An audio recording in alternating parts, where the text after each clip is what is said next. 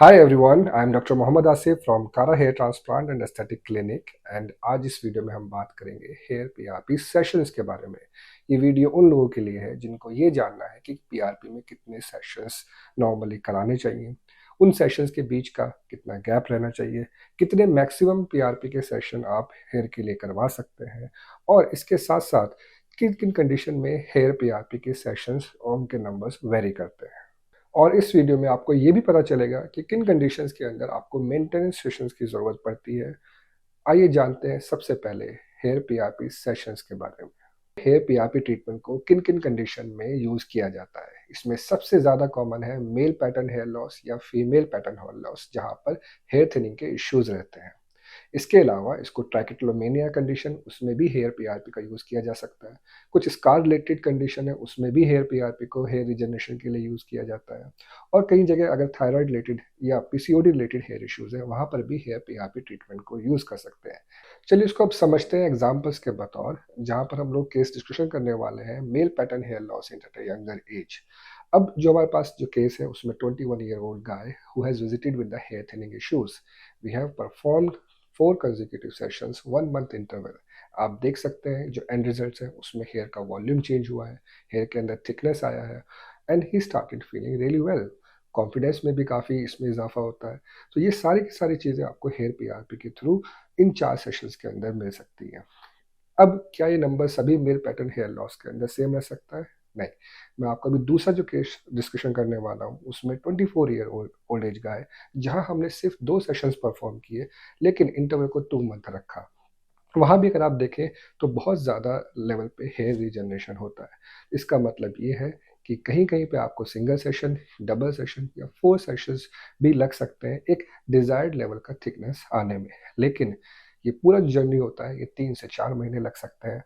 Number of sessions आपके volume के ऊपर, थिकनेस के ऊपर और जो ब्लड आपने पेशेंट्स के ट्रीटमेंट के दौरान आपने विड्रॉ किया है उसके ऊपर भी वेरी कर सकता है। फीमेल पैटर्न हेयर लॉस के लिए ये दूसरी ऐसी कंडीशन है जहाँ पर सबसे ज़्यादा हेयर पीआरपी ट्रीटमेंट को यूज़ किया जाता है। इसमें भी 2 से 3 तरह की अलग-अलग कंडीशन में पेशेंट आपके पास आ सकते हैं। किसी को हो सकता है थायराइड डिसऑर्डर हो, किसी को हो सकता है पीसीओडी रिलेटेड डिसऑर्डर हो और जनरली भी नॉर्मल लेवल ऑफ हार्मोन पे भी अगर जेनेटिकली प्रोग्राम्ड है हेयर थिनिंग के लिए, तो उसमें भी हेयर थिनिंग के इश्यूज़ हो सकते हैं। नाउ सबसे पहले एग्जांपल देखते हैं थायराइड रिलेटेड हेयर डिसऑर्डर का, जहाँ हम लोग एग्जांपल शेयर कर रहे हैं एक 32 ईयर ओल्ड वीमेन का, जहाँ पर हेयर थिनिंग है, जनरलाइज्ड है, पूरा का पूरा एरिया इन्वॉल्व है और अगर आप देखें तो हेयर का जो टेक्सचर है, उसका जो कलर है, वो भी काफ़ी हद तक लाइट हो चुका है। हेयर पीआरपी ट्रीटमेंट के साथ जब 4 सेशंस परफॉर्म किए गए एक एक महीने के इंटरवल पे, तो आप देख सकते हैं कि ग्रेजुअल हेयर थिकनेस आया, वॉल्यूम भी बढ़ा और रिजल्ट्स भी रिवार्डिंग रहे। लेकिन सारे हेयर वापस नहीं आ सकते। हो सकता है कुछ परमानेंट हेयर लॉस हो चुका हो, जहाँ पे रूट अभी पूरी तरीके से फाइब्रोस हो चुकी हैं, जहाँ पे कोई सेल नहीं बचा है उसको रिकवर करने के लिए, तो वो एरिया अभी भी बॉल्ड दिख सकता है। लेकिन अगर आप ओवरऑल देखें तो वॉल्यूम में काफ़ी बेहतरी हुई है, थिकनेस भी बेहतर हुआ है और साथ के साथ पूरा वॉल्यूम भी चेंज हो चुका है। Now genetically defined female pattern hair loss, जहाँ पर ना पीसीओडी की हिस्ट्री है ना थायराइड की, तब भी हेयर थिनिंग इश्यूज है, ये भी पॉसिबल है। नॉर्मल लेवल ऑफ हार्मोन पे भी आपको थिनिंग हो सकता है, जिसमें पीआरपी बहुत ज़्यादा इफेक्टिव हो सकता है। इसमें भी नंबर ऑफ सेशन वेरी कर सकता है, 2 या 4 सेशन भी लग सकते हैं। Let's see the example here. 22-year-old girl who started seeing the hairline recession from the temporal side. Again, 4 sessions are performed consecutively, 1 month interval, and the end results are increase in the hair thickness, increase in the hair diameter, and overall volume is improved. PCOD related hair loss के बारे में, जो कि एक बहुत ज़्यादा common condition है women of reproductive age group. इसमें भी हेयर थिनिंग के इश्यूज होते हैं, जनरलाइज और ओवरऑल वॉल्यूम रिड्यूस होता है। कई बार आपको साइड या साइड हेयर लॉस या कह सकते हैं टेम्पोरल साइड से भी हेयर लॉस देखने को मिलता है। अब जो हम एग्जाम्पल डिस्कशन कर रहे हैं, 24-year-old women suffering from PCOD status. Now we have perform 4 sessions consecutively 1 month apart और आप देख सकते हैं वॉल्यूम के अंदर चेंजेस, थिकनेस के अंदर चेंजेस और ओवरऑल रिजल्ट्स आर सेटिस्फैक्ट्री। कुछ ऐसी रेयर कंडीशन को जानते हैं जिसमें हेयर पीआरपी हेयर रिजनरेशन के थ्रू हेल्प कर सकता है, जिसमें सबसे पहला नाम आता है ट्राइकोटिलोमेनिया का। यहाँ पर पेशेंट को अपने ही बाल पुल करने की एक हैबिट होती है। उनको ये मालूम रहता है कि वो ऐसा करते हैं, लेकिन उसको कंट्रोल नहीं कर पाते हैं। इसमें हो सकता है कि आपको एक साइकेट्रिस्ट की भी ज़रूरत पड़े जो आपको काउंसिल करे और आपकी इस हैबिट में आपको मदद करे। अब हेयर पीआरपी ट्रैकिटोलोमिनिया में हेयर रिजनरेशन कर सकता है। इसका एक एग्जांपल आपके सामने हम लोग पेश कर रहे हैं। सबसे पहले देखें कि ट्रैकिटोलोमिनिया की कंडीशन के अंदर हेयर पुल करने की वजह से हेयर पूरी तरह से ग्रो नहीं कर रहे हैं, कुछ हाफ पे ही ग्रो करके रुक जा रहे हैं। इनको 3 से 4 साल हो गए इस हैबिट से फाइट करते हुए, और जो भी बाल इनके पहले इन्होंने पुल किए वो बिल्कुल ग्रो नहीं कर रहे हैं। जैसे ही पीआरपी ट्रीटमेंट स्टार्ट हुआ, आप देखें कि विद इन 3 to 4 मंथ की जो जर्नी रही, इसी के अंदर इतना सारा हेयर का रीजनरेशन पॉसिबल हुआ। हेयर का डायमीटर भी बढ़ा, थिकनेस भी बढ़ी, ओवरऑल वॉल्यूम भी बढ़ा। तो ये सारे के सारे बेनिफिट आपको हेयर पीआरपी के थ्रू मिल सकते हैं।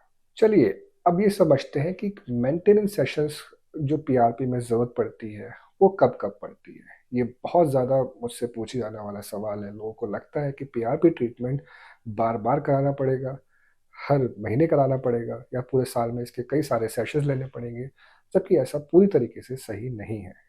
ये आपकी कंडीशन के ऊपर बहुत ज़्यादा डिपेंड करता है। डेफिनेटली जहाँ पर मेल पैटर्न हेयर लॉस है या फीमेल पैटर्न हेयर लॉस है, जहाँ पर हार्मोन्स और जेनेटिक्स ये दोनों ही रीज़न है आपके बालों को थिन करने में, जो दोनों के दोनों रीजंस आपकी बॉडी में रहने वाले हार्मोन कहीं नहीं जाएंगे, वो वहीं रहेंगे। जेनेटिक्स भी आपका चेंज नहीं हो सकता है। डेफिनेटली वहाँ पे रीअकरेंस के चांसेस बहुत ज़्यादा रहते हैं।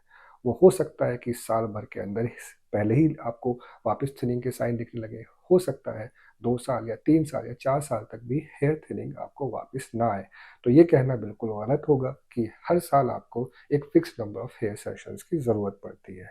लेकिन अगर आप मुझसे जानें कि वो एक एवरेज नंबर क्या है, तो डेफिनेटली आप साल में अगर 2 से 3 सेशंस भी अपने लिए पीआरपी के कर पाते हैं, आपको लगता है कि थिनिंग है या आपका थिनिंग वापस आ रहा है पीआरपी कराने के बावजूद, तो आप मेंटेनेंस सेशंस ले सकते हैं। हम एक एग्जांपल शेयर कर रहे हैं जिसमें 4 साल का जर्नी है। 2019 में सबसे पहले हेयर पीआरपी सेशंस को शुरू किया गया। 10% का जो एरिया है वो बॉल्डिंग में था, लेकिन 80% हेयर अभी भी मौजूद है जिनके अंदर थिनिंग के इश्यूज थे। पीआरपी परफॉर्म हुआ, 3 सेशंस हमने कंजिक्यूटिवली किए। उसके बाद वॉल्यूम वापस आया, पूरा का पूरा जो बॉल्ड एरिया वो भी कवर्ड दिख रहा है। इसके बाद 1 साल बाद इनको फिर से थिनिंग का इश्यूज महसूस हुआ। आप देख सकते हैं कि बाकी हेयर का क्वालिटी अभी भी 1 साल के बावजूद भी अभी भी थिकनेस में है। लेकिन यस, थिनिंग स्टार्ट हुआ क्राउन से, हमने वापस पीआरपी परफॉर्म किए, 3 सेशंस परफॉर्म हुए, वॉल्यूम फिर से इंक्रीज हुआ। उसके बाद आप देखिए साल के साल बाद पूरा का कंपेयर करें फर्स्ट ईयर से लास्ट 4th ईयर तक की जर्नी को, हर बार पीआरपी सेशंस परफॉर्म किए गए। साल में 3 सेशंस करीब मेंटेनेंस सेशन उन्होंने लिए हैं, और वॉल्यूम अगर आप आज की डेट में देखें 4 साल बाद, तो ऑलमोस्ट डबल है। जो बॉल्ड एरिया जहाँ से शुरुआत हुई थी वो भी काफ़ी एरिया कवर्ड है। ट्रांसप्लांटेशन की भी नीड नहीं रही, क्योंकि अगर आप 4 साल तक अपनी थिनिंग को इग्नोर करें तो आप सोच के देख सकते हैं कि वो एरिया जो बॉल्ड हो रहा था उसका साइज या डायमीटर दोनों बढ़ जाता, जो पीआरपी की वजह से ना तो वो बॉल्डिंग में गई स्टेज, और ना ही हमको जो थिनिंग है वो एडवांस लेवल पे पहुंची। इसके साथ साथ जो वॉल्यूम है वो भी काफ़ी हद तक बेटर है। आगे बढ़ते हैं, ये जानते हैं कि हेयर पीआरपी को हेयर ट्रांसप्लांट के साथ किस तरीके से यूज़ किया जा सकता है। ये बहुत ज़्यादा मुझसे पूछा जाता है कि आप हेयर पीआरपी को ट्रांसप्लांट में कितने सेशन सजेस्ट करेंगे, कब कब ये सेशंस परफॉर्म होने चाहिए। सो इसके लिए कोई एक फिक्स्ड रूल नहीं है, मैं आपको सबसे पहले ये बता दूं। नंबर ऑफ सेशंस वेरी करेंगे जिस लेवल का थिनिंग है। हो सकता है कई बार 2 सेशंस ही काफ़ी हो सकता है कई बार 4 सेशंस भी लगे।